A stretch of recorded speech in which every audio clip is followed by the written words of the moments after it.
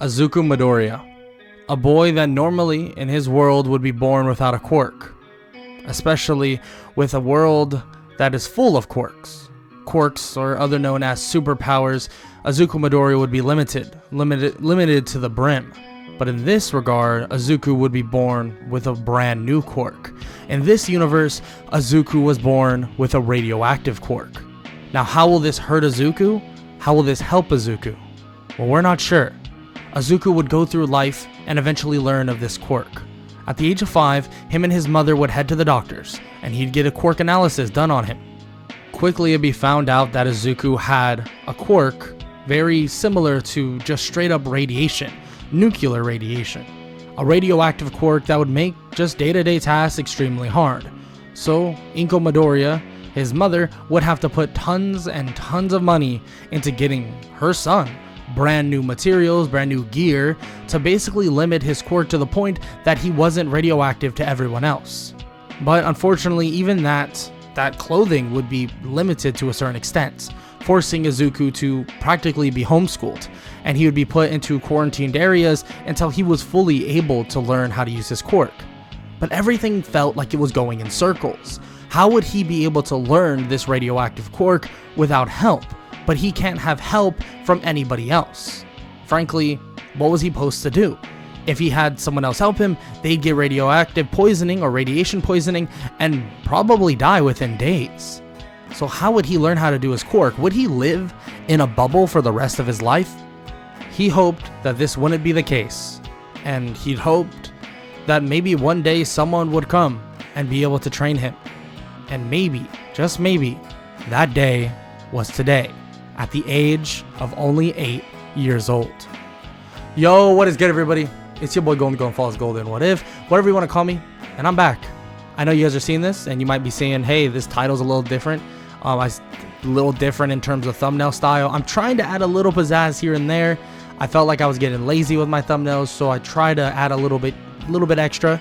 I have some ideas. I won't bring them up now because obviously this video is about something else.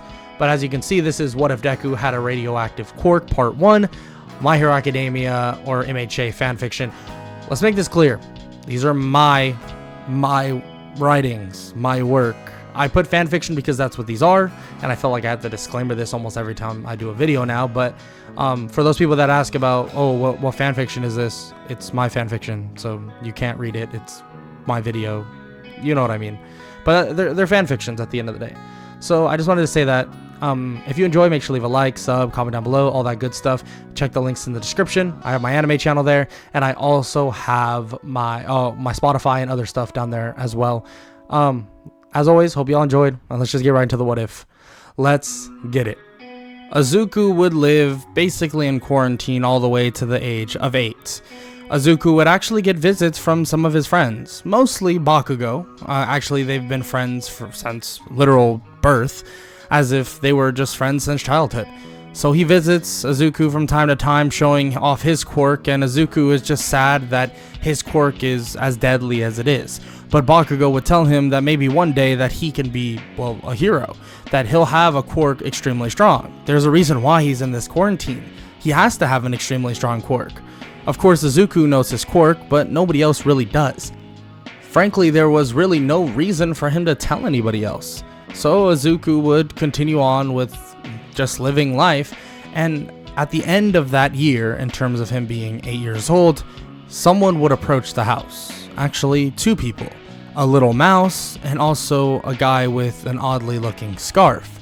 They would ask to be let in, and Inko Midoriya, his mother, begins to say that maybe that's not the best idea. Her son has a very interesting quirk to the fact that if they're not careful, they can definitely get hurt.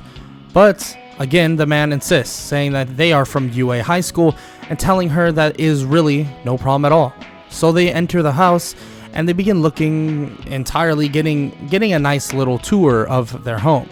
It's nothing crazy. It's a nice humble abode, and they walk in and walk through. Aizawa looks at every single room and eventually comes across a room that looks very similar to just an odd shaped bubble. He walks in to see that Izuku is there. Everything is sectioned off so that they can walk in and out of the room without getting hurt by his quirk. Until Aizawa basically approaches the the bubble and tells Inko to let him out. Let him out? We can't let him out. That's not a thing. He's gonna hurt people. Aizawa shakes his head and activates his quirk. Don't worry, let him out. As long as we contain what's left inside, we'll be fine. There will be no residue on his body. That's how his quirk works. His quirk will basically absorb into his body. That's what we need to teach him how to do, specifically that. They eventually let him out. Obviously, Inko is very hesitant, and in a long time, Izuku can finally hug his mother. It's odd. They question how this is even possible, and Aizawa explains. Aizawa explains that his quirk allows him to do such a thing. It allows him to cancel a quirk out, and it kinda is beneficial for a quirk like his. They want to bring Izuku to UA. They want to bring him and his mother to a brand new place that is a little bit further away from at least the city, and have him train at UA all the time, hopefully getting him to the point where he can completely control his quirk. And at this moment, they actually have their specialists working on a suit for Izuku to use. A suit that can basically withstand his radiation entirely, but not basically make him feel extremely uncomfortable. Izuku and his mother would eventually get moved away, and this process would be long and arduous. Of course, they have a suit already that would allow him to basically go out maybe an hour a day. So they use that suit to basically get him to that new home with its own quarantine area. But the new quarantine area is a giant area, giving Izuku far more place to roam and far more place to actually move around compared to his original little room. So Izuku waits on UA to arrive, and when they do, Aizawa brings him this odd looking suit. A suit that has this radiation symbol plastered on its chest, but as if it was a special tailor-made hero suit for him. Izuku puts it on, and it's as if this clear face cover goes over his face, but then a gear shifts so that on top of his mouth, and it's some sort of just mask. This mask covers one part, but it leaves his eyes open so that he can actually see properly and not have some weird fragmented vision in a way. So they have special technology that would basically have his top of his face, or everything beyond his eyes and obviously up to his hair, would allow him to see through. So this allows Izuku to actually roam the area around with basically no trouble at all. It seems like this suit works constantly 24/7, and once Izuku is able to learn how to control his quirk and how to reside that radiation within his body, then he'll be able to take that suit off. And of course, he can use it from time to time, maybe to even channel the radiation into maybe more concentrated blasts. But to start out with everything, there's always a beginning to that eventual end, and hopefully the eventual master of his quirk. From the age of 8 all the way to the age of about 14 to 15, that's what he would be doing. Still getting basically classes, learning and stuff like that, but he would never go back to his original school. He would actually tell Bakugo about the occurrence, and Bakugo would be pretty surprised. He's happy to hear that his best friend will eventually learn to use his quirk, but he is a bit bitter that he's able to get personal training from UA, the school that they've both been wanting to go to since day one. But Bakugo is determined that he's going to be the #1 student going into UA, and he'll make sure that's the case. Obviously, in this circumstance, Izuku probably won't even have to take the UA entrance exam, meaning there is no chance for him to become the number one student. But let's be honest, is there really a chance for someone that hasn't trained their quirk, doesn't even know how to use their quirk by all means necessary? Would he even be able to be the #1 student in that class, especially in the very beginning? In my opinion, most likely not. Izuku's been struggling and will still struggle from the age of 8 to 14 trying to control his quirk, but at least he's got it to the point where he can keep it within his body. Soon, at the age of 12, he actually is able to keep it within his body, and at the age of 14, he actually learns how to use it or expel it and then retract it back into his body. It's an odd process, he believes, but if he focuses hard enough, he could expel all his radiation and in an instant, suck it all within himself once again. Yeah, that might sound really weird, but Izuku has the ability to do so. He has a perfect control, quote unquote, of radioactive material, so he can absorb radioactive material to even get stronger. When I say perfect control, that's all theoretical. Of course, perfect control in the near future, or hopefully in the near future, Izuku will be able to do such a thing. But in terms of radiation now, he's still trying to focus on keeping it within his body. Yes, he can keep it within his body, but when emotions get high, when he gets pissed, angry, anything, those leakages do happen. The radiation begins to seep out of his skin as if it were sweat, and begins to actually leak and make others feel sick. So they actually did get him this odd looking wristwatch that would basically monitor his radiation. If it began to spike, that means his emotions were getting too high or getting too low, or basically would go over the limit that basically he needed to keep the radiation within his body, and he'd get a notification of that, forcing it to a certain point. Or if his radiation got too high, immediately the watch would go off and basically put a protective layer over his body. Now he doesn't have to wear the suit, but he still needs this watch to regulate himself entirely, at least until he can fully control it. Well, let's just say Deku continues on training, 14, 15, and until the very beginning of UA. That was the whole goal for Aizawa, and unfortunately Aizawa would eventually have to leave him to his own methods, because frankly he can't be there all the time. That's not the case. But luckily Izuku got it to the point that he doesn't have to worry at least about, nuking the entirety of the school while he's by himself. He begins training on his own, slowly but surely learning how to use this quirk, and actually some of the higher ranked students, or the students that are in higher grades, begin to notice Izuku, and they've been noticing him every so often.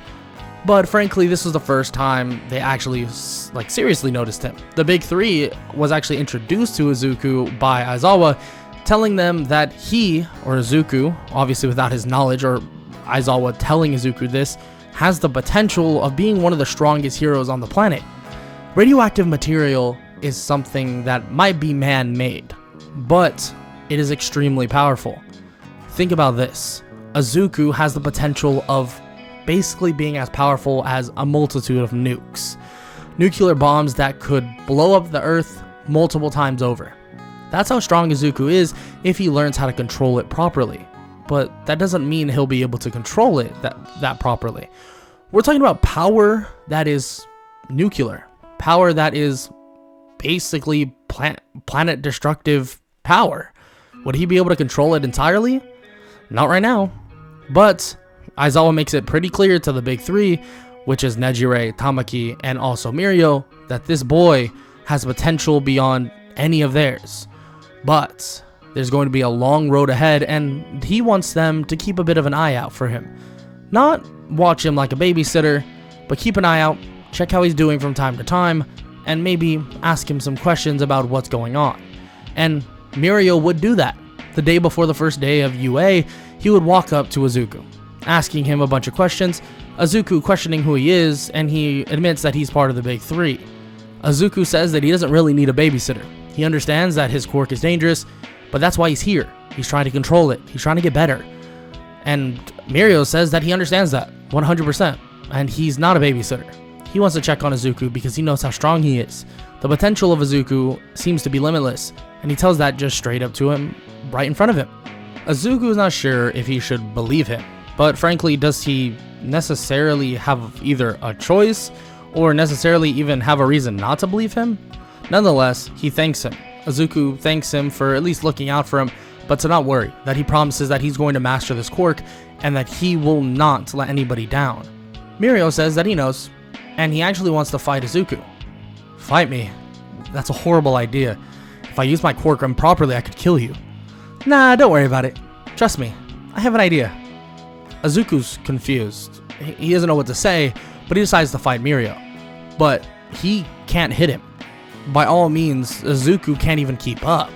He tries to channel anything he possibly can, until one strike, he bursts out of his feet in a way, as if it was some explosion.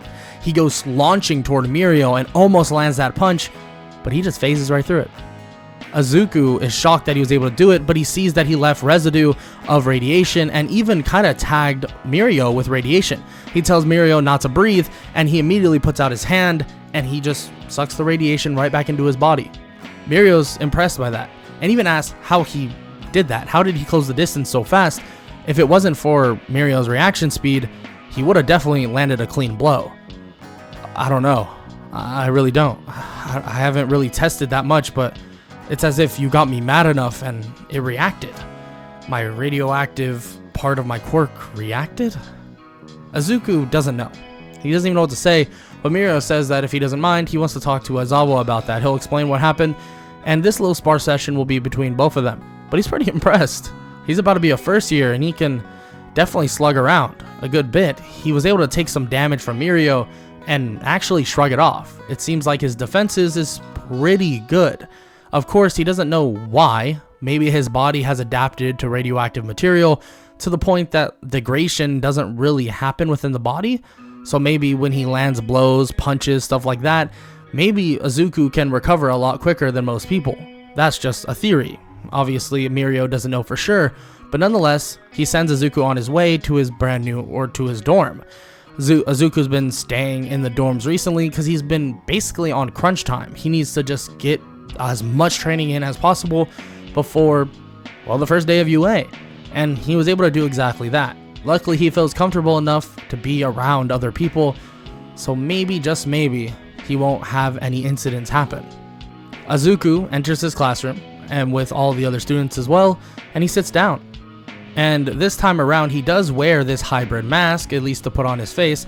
Nothing too crazy, for a matter of fact. He's not wearing his entire suit anymore. He still has his wristwatch on, but it's a small mask that basically makes sure that his radiation doesn't leak from his mouth and doesn't leak from basically that part of his face. Because frankly, radiation leaking from face level to someone else's face level would probably not be the best idea, or at least the best instance, because he might be able to retract that radiation, but they'll probably still get a little bit sick from it. So at least if he gets radiation on someone's shoes, shirt, pants, whatever, he can kind of retract it, and there really wouldn't be any repercussions because he can kind of take away all residue before their body absorb any bit of radiation. So Izuku continues on. He waits for his class. He begins to write in his journal everything he's learned so far, things he's heard from Mirio, and begins to write down the 3 names of the big 3. He knows that he'll be seeing them a little bit more often here, so he finds it pretty interesting and might as well. He continues to write down and even write quirks down. He's heard about a ton of quirks just from Aizawa, not really getting any descriptions, but hearing about each quirk, writing about a gravity quirk, an explosion quirk, which he assumes is Bakugo. Continues to write down that someone has a frog quirk, a sound quirk, and various other things, and he continues to write these things down, but he doesn't have a face to any of them. Eventually, those faces would come. He meets all of his classmates, and then eventually, he meets Bakugo, face to face and in person. It's been a while, a long time since they've actually been face to face. At least the last time they've done that is when they were kids, little kids, about 3 to 4 years old. Bakugo asks if he's safe to even touch. Can they even shake hands, anything? And Izuku pats him on the shoulder and says that he has somewhat control over it. There's nothing to worry about now, or at least at the moment. Izuku kind of laughs this off, and Bakugo basically shrugs and laughs as well, saying that it's nice to see him here. But Bakugo says that he is number 1, and he promised that he would be. And Izuku is going to have to catch up now, and that is a promise. Izuku is confused until basically Aizawa forces them all to sit down. Izuku knows the way of Aizawa, knows how he acts, knows how he treats people, so he'll realize a lot of things that students are doing that will definitely make Aizawa frustrated, at least, or to say the least. Nonetheless, Aizawa will continue on, teaching and telling everybody exactly what they're going to be doing until a young lady by the name of Ochako Uraka asks him about orientation. Of course, Aizawa says that orientation does not matter. He's not here to basically make them feel good, make them feel great, whatever. They've gotten enough praise, basically throughout their lives, and he refuses to allow that to continue. Aizawa says they'll be doing a test. They'll be doing a quirk test, and to meet him outside after they get changed. They all get changed, and everybody questions about Izuku's mask, asking if that's like a special thing that he got, and he says that it's just precaution, just in case he kind of overloads on radiation, but everything should be okay. Bakugo says that it better be because he doesn't want radiation poisoning because Izuku's being an idiot. Izuku kind of laughs this off and says that he'll be just fine. And then eventually Aizawa announces the first thing, the ball toss, that they'll be tossing a ball as far as possible, very similar to what they did in middle school, but obviously Izuku didn't do it at all, but he's done other training similar, and they'll be throwing the ball as far as possibly can. And the first person to go is the number 1 student in the class, which is Katsuki Bakugo. Izuku looks at him and realizes that Bakugo was not lying.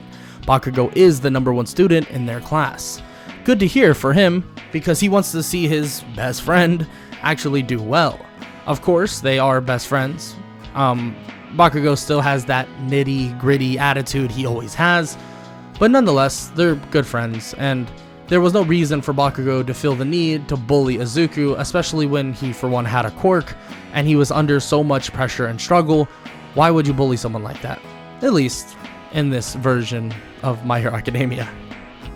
So Bakugo comes up to the stand, walks up and grabs the ball and gets ready to throw it.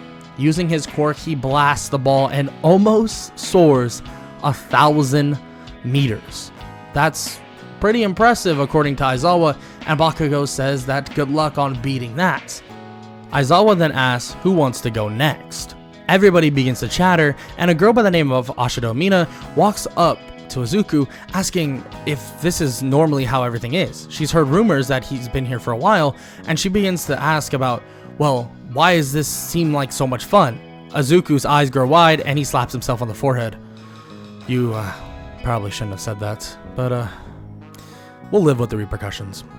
As Izuku says this, Aizawa begins to activate his quirk. Fun, huh? Okay, let's add some stakes. Whoever's last place, you get expelled. Seriously though, who's up next? Izuku raises his hand and says that he'll go. But Aizawa is confused. Aizawa personally thinks that Izuku can't do much. He's heard the whole Mirio thing, but of course, that's so small. We're talking about a sample size that he doesn't even know how to control. Izuku's gonna be practically just a normal person. He's expecting Izuku to probably get average scores, maybe about middle of the pack, maybe like high end of the pack. Nothing crazy. He's not gonna get last. He knew that for sure, but still. Izuku walks up and grabs the ball, and Aizawa questions if he really has this under control, and Izuku nods. He slightly leaks radiation out of his hand, and he throws the ball, and sparks begin to fly, erupting in his hand. The ball goes hurling at insane speeds, and eventually the radar goes off and says 800 meters. Bakugo is shocked. He was told by Izuku himself that he barely knew how to use his quirk, that he was able to contain it, but this is utilizing it. That's so similar to his own quirk. How is he able to do that? And when they get the ball back, there's no radiation on it at all. Aizawa even asks him to tap his watch on the ball to see if there is any radiation. He does, and there's zero. He was able to not only utilize his radiation within his hand, but retract it right after. Aizawa is impressed. He looks at Izuku and nods. Impressive, kid. Looks like all that training paid off.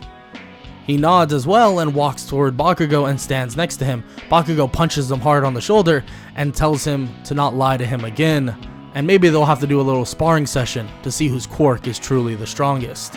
Izuku kind of laughs about it and says that he would still be no match for Bakugo at this moment, that Bakugo's utilization of his quirk is far better than his own. Izuku kind of just shrugs off the idea of a sparring session, and Bakugo is kind of okay with the answer.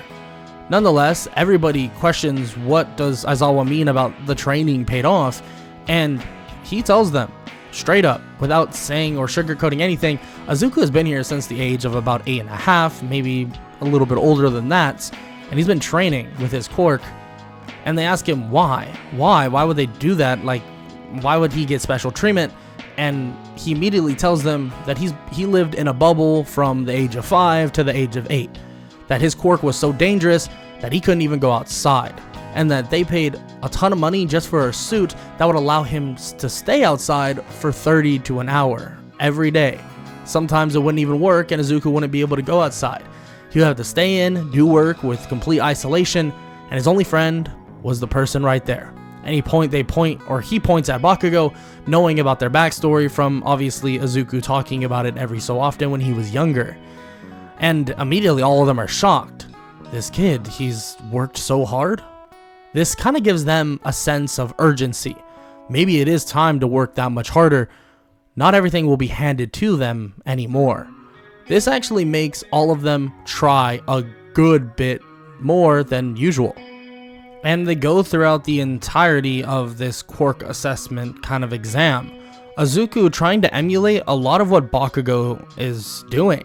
He's trying to use his radioactive kind of explosions to propel him forward, but of course he's not that much of a natural involving it. He actually, during the race, has a little bit of crash and burnout, and he kind of hurts himself a bit, but nonetheless, he gets some pretty good scores and he ranks in the top 10. Of course, some things are harder than others and he's not able to really do them very well, but of course he's going to be slightly better than most people. When the quirk assessment is over, it's actually a girl by the name of Hagakure that gets revealed to be the last place person. Unfortunately, she's going to be expelled. Well, Izuku kind of laughs, and they're all like, whoa, that's horrible, why would you laugh about that? But Izuku just continues to laugh, and Aizawa slightly chuckles, kind of out of the ordinary that they've seen so far, and he kind of clears his throat. Don't worry, none of you are getting expelled. It was just a logical ruse to make you try your hardest. Sort of. Izuku just shrugs as well, and he tells all of them to go get changed, and that they'll be finishing out the day, or the rest of this day. After that day is over, a bunch of people do question this kind of the relationship Izuku has with Aizawa, but he kind of just says that Aizawa is their sensei, just like he is his, and that he's just had more time to get accustomed to Aizawa and his quote-unquote humor? The way he acts? He doesn't know. But Aizawa is funny in his eyes. I mean, to a certain extent. He kind of laughs about the fact that he expels people, then brings them back and stuff like that. And he thinks it's a great idea. But nonetheless, everybody else thinks it's some cruel trick. Izuku kind of doesn't really care very much about it, but he then begins to hear about what they're going to do for that day. Aizawa walks in and begins to explain the agenda, explaining that someone special is actually going to come. Someone that actually Izuku doesn't know is coming, and it's actually the #1 hero. All Might comes blasting through the door, telling everybody that he is here. I am here, walking through the door like a normal person. All Might reveals himself immediately and says that they will be doing hero versus villain training. So they'll all be heading out and getting on their brand new hero suits. Izuku hears this and he doesn't know what his hero suit is, and it's actually just an advanced version, like he had before, of his radioactive suit in a way. But in this regard, this new suit that was actually done in a day's notice, by the way, is actually a suit that will basically allow him to use his quirk a lot better than any other suit he's even had. It seems that it actually can control his radiation, at least output, even better than anything he's ever had in the first place, taking kind of the load off Izuku in terms of stamina, strain, and stuff like that, when trying to make sure that his radiation doesn't leak out to basically kill everybody in the school. Nonetheless, the suit is almost perfect, and a girl, actually, by the name of Mei Hatsume, created it, made it extremely good, and Izuku is pretty happy about it. After they all get changed, they go down to Ground Gamma, and when they arrive, Izuku actually begins to speak with All Might himself. He's super excited, actually kind of jittery. He's kind of panicking. All Might is kind of his idol, so of course he wants to talk to him as much as possible, asking All Might various questions about this or that, and All Might says that he's heard about Izuku, and he's actually pretty proud to hear that a young man like him would push and traverse all, basically, adversity to get to this point, and that it's pretty inspiring to everybody. He tells All Might that All Might's the one that is inspiring, and that he'd love to get an autograph after this is kind of done, their training. And All Might says he'll of course do that, and then maybe one day they can train a bit together. And this makes Izuku almost faint, and Bakugo kind of walks up behind Izuku and flicks him on the back of the head, telling him to focus up. All Might then eventually explains the whole ordeal or predicament that they're going to be going through. It's actually pretty simple, but this time around, compared to what he's done with others, he'll make it a 1 versus 1. And they'll actually be able to choose. A 1 versus 1, though, that deals in something extremely different. Hero versus villain. And behind the hero is a ton of civilians. If that villain crosses a certain line, then, well, the villain wins. But if the hero either captures the villain, knocks him out, or stops the villain from being across the line for about over 3 seconds, then the hero wins. The hero can win in various ways, but frankly, the villain has the more simple way to win. He just needs to cross that line, or he, she, whatever, needs to cross that line, and if they're over that line for 3 seconds, then they win. It's really that simple. Izuku begins to stare at All Might and just listen more and more as All Might begins to say that here are the matches. And the first match they'll be seeing is Izuku Midoriya versus Katsuki Bakugo. Immediately, Izuku is shocked to hear this, and Bakugo clenches his fist and slams it into his hand as a small explosion occurs. You got it, nerd. Me and you. I want to see how strong you truly are. You rejected my idea of getting a little bit of a spar in, but now you don't have a choice. Hope you're ready. All Might says that it's not quite on yet, that they'll have to choose who's the villain and who's the hero, and Bakugo points at himself that he's the hero, that he'll give the nerd the handicap, and that he will be the villain. Izuku smiles and says that he shouldn't be underestimated, and it won't be that simple. They both head out to this street, a simple street with a building right behind Bakugo, and a nice line that goes right across the street, indicating the area Izuku needs to get to. Bakugo stands ready, with his gauntlets, or his grenade gauntlets, ready to go as well, and Izuku stands there, ready to go too. Izuku stares at Bakugo, and instead of running forward, Bakugo knows that protecting the line about 5 feet forward, or 5 yards forward, would be the best way to go about it. So he stands his ground, ready with his bracers as Izuku, on the count of 3, as All Might counts them down, all the way to 0. Izuku blasts forward using his radioactive quirk, ready to take on his childhood friend, Katsuki Bakugo. And that is a wrap. If you enjoyed, make sure to leave a like, sub, comment down below, and do all that good stuff. Leave any suggestions below for future My Hero Academia what ifs, future, obviously, Deku what ifs, Shield Hero, or Naofumi, or Tanjiro, or all that stuff. I've been trying to expand more and more. You haven't seen a My Hero Academia what if in a while. It's as if the My Hero Academia is kind of the new Demon Slayer, because I've been doing a lot more Demon Slayer stuff. But nonetheless, I hope y'all enjoyed, and I hope y'all just continue to enjoy these videos, because I really have been having fun making them. And this one especially, this has actually been super fun. But nonetheless, hope y'all enjoyed, like I said. I hope all y'all have an amazing day. Later.